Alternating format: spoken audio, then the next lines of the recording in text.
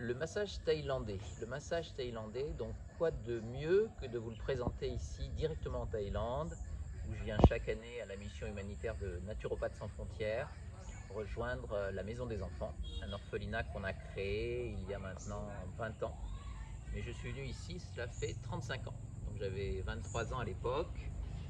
Là, vous avez une petite statue sous cet arbre qu'on appelle l'arbre de la Bodhi, l'arbre de l'éveil, sous lequel le Bouddha aurait eu l'illumination. C'est pour ça qu'on l'appelle le Bouddha, parce qu'il était sous un arbre de la Bodhi. Et donc le massage thaïlandais, je l'ai appris très tôt, quand je suis venu pour découvrir ce pays et essayer de créer une mission humanitaire et de l'aide avec la naturopathie, d'où la création de Naturopathes sans frontières. Le massage thaïlandais, on appelle ça Nuat Boran. Donc Nuat Boran, ça veut dire massage ancien. Donc c'est un massage qui a été fait euh,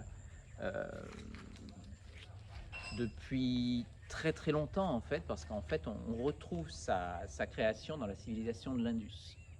On dit que Kumar Basha, c'était un sage et médecin indien, sûrement assimilé à naturopathe, a créé ce massage au temps du Bouddha. Et c'était même le médecin privé du Bouddha et de toute la communauté bouddhiste à l'époque. Et donc ce massage, c'est un massage bien-être, bien sûr, qui va suivre vaguement les lignes d'acupuncture que vous connaissez déjà dans la médecine chinoise.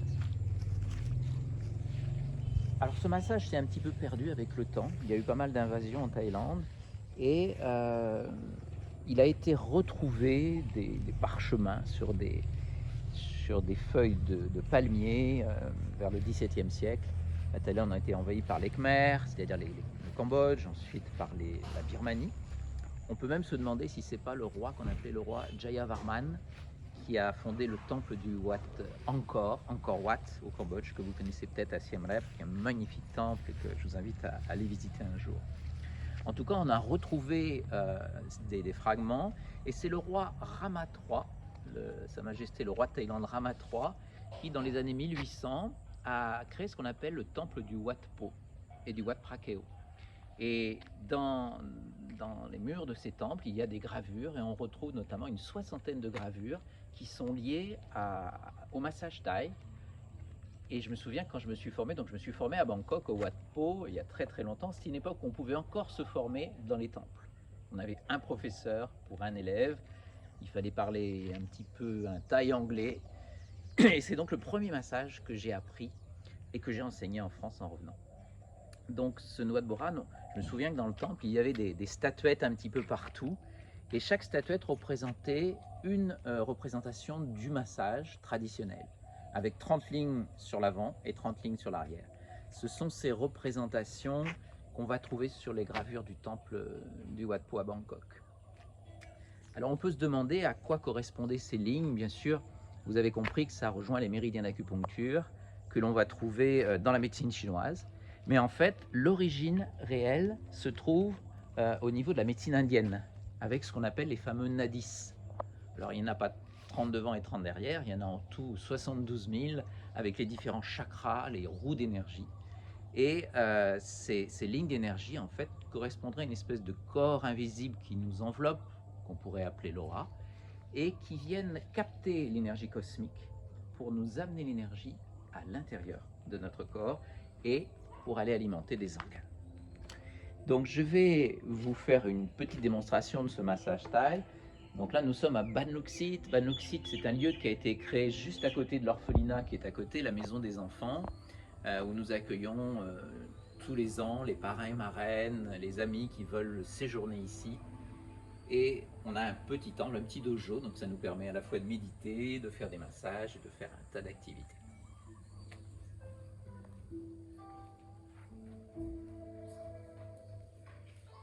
Donc là, on va accueillir Soubine, je ne sais pas si c'est lui qui nous accueille. Donc Soubine est le responsable de l'école d'ici et de la maison de Mandek et de l'orphelinat en Thaïlande. Soubine, on se connaît depuis 20 ans ici, il a énormément participé à la construction de tout ce qui est la mission NSF. Et c'est lui qui paraît dans les photos qui ont été faites il y a longtemps maintenant sur le cours de massage thaïlandais que vous retrouverez en cours si vous vous formez à notre école. Voilà, Soubine, tu as l'onde, d'accord? ไม่ใช่ครับอีกฝั่งหนึ่ง Donc le massage thaï, c'est quelque chose qui se fait sur le corps habillé et on est soi-même habillé en fait. Hein. C'est pas un massage qui se fait directement sur la peau. Ça correspond un petit peu, certains l'appellent un yoga passif. Parce que c'est très, pas acrobatique, mais parfois ça peut l'être vraiment. Donc l'idée, c'est de pratiquer des massages qui vont se faire sur le corps par des pressions et on va se servir du poids de notre corps en fait pour donner ces pressions. La pratique du massage était autrefois une pratique spirituelle. Donc en fait, c'était le corps des moines qui, un peu comme chez nous les moines qui gardaient la médecine traditionnelle. En Thaïlande et en Asie, ça a toujours été la même chose. On fait ce qu'on appelle le Wai Kru.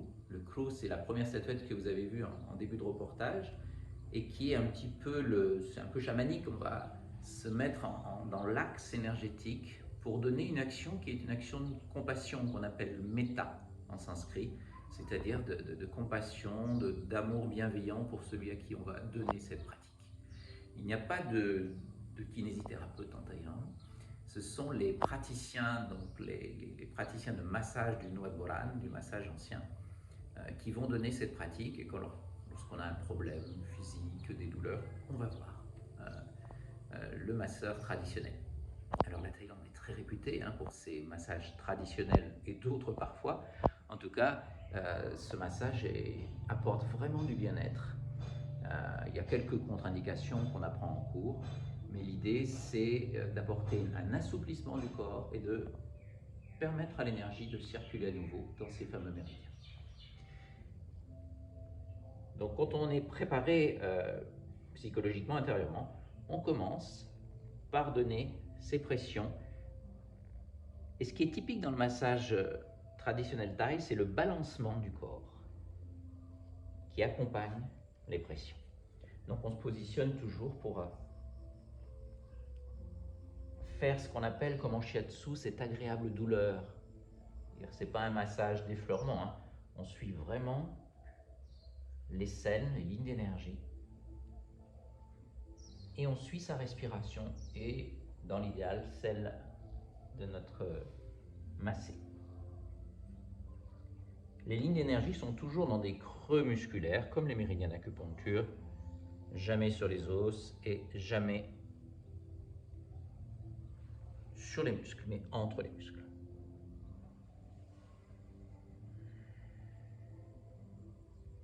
C'est un massage qui dure entre 1h30 voire 2h, qui, au sein d'information, va être enseigné seulement au niveau du bien-être, mais qui peut devenir un massage thérapeutique. Il y a des praticiens qui, au bout de longues années, ont des recettes, et un peu comme l'ostéopathie ou la chiropratie, vont faire un tas de pratiques qui vont permettre de remettre des articulations en place ou des choses comme ça.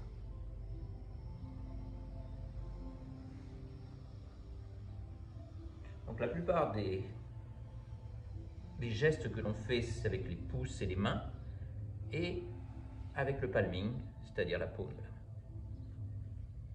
Alors je ne vais pas vous faire dans l'ordre, je vais juste vous montrer différentes postures pour vous montrer à quel point on utilise vraiment différentes techniques, différents savoir-faire. Donc il y a un bon rythme par rapport au shiatsu, c'est quelque chose qui va un tout petit peu plus vite.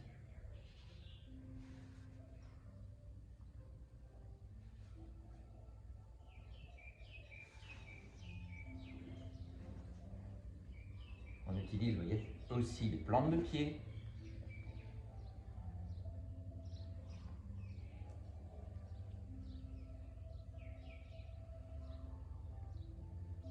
Toujours en respectant bien sûr la sensation du massé. On a toujours un petit œil qui traîne sur le visage notamment. Et on voit à quel point on se sert soi-même de son corps. Il ne faut pas que ça soit dans la force. Vous avez les praticiens de massage ici qui massent 8 heures par jour, parfois les touristes le savent bien. Et dans chaque village, ici on est dans un tout petit village au nord de la Thaïlande, Dans chaque village, on a des... Je vous montre différentes techniques, il n'y a pas du tout d'ordre, hein, c'est juste pour vous montrer vraiment le...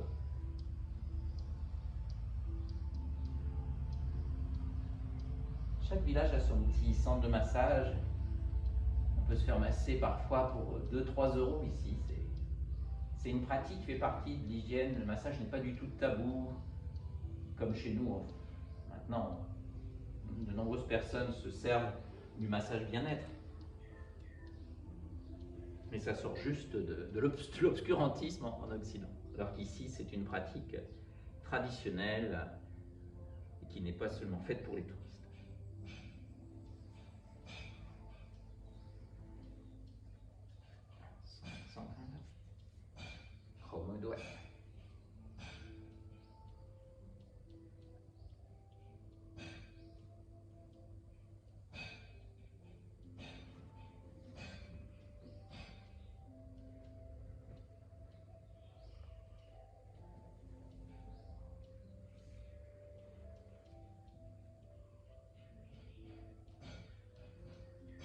Donc il y a des pratiques qu'il faut bien connaître parce que on est proche un peu de l'ostéopathie, de la chiropratie. C'est pour ça qu'il y aura des contre-indications, il faudra bien respecter. En tout cas, celui qu'on enseigne au CNR, c'est une formation qui va durer 5 jours, du jeudi au lundi, et qui donne vraiment toutes les bases nécessaires pour pouvoir apprendre ce massage traditionnel thaïlandais. Khop Kun Khap, Subin. Merci beaucoup.